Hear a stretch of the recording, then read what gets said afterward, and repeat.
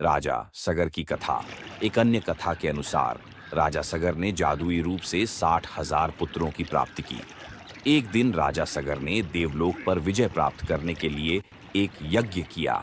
यज्ञ के लिए घोड़ा आवश्यक था, जो ईर्ष्यालु इंद्र ने चुरा लिया था। सगर ने अपने सारे पुत्रों को घोड़े की खोज में भेज दिया। अंत में उन्हें घोड़ा पाताल लोक में मिला, जो एक आर्ष के समीप बंधा था। सगर के पुत्रों ने यह सोचकर कि आर्ष ही घोड़े के गायब होने की वजह है, उन्होंने आर्ष का अपमान किया।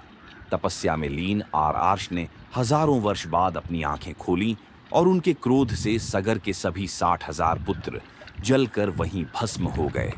सगर के पुत्रों की आत्माएं भूत बनकर विचरने लगे, क्योंकि उनका अंतिम संस्कार नहीं किया गया था।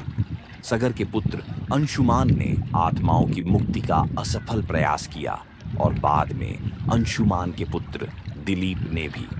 भगीरथ राजा दिलीप की दूसरी पत्नी के पुत्र थे। उन्होंने अपने पूर्वजों का अंतिम संस्कार किया। उन्होंने गंगा को पृथ्वी पर लाने का प्रण किया, जिससे उनके संस्कार की राख गंगा जल में प्रवाह कर भटकती आत्माएं स्वर्ग में जा सके। भगीरथ ने ब्रह्मा की घोर तपस्या की ताकि गंगा को पृथ्वी पर लाया जा सके।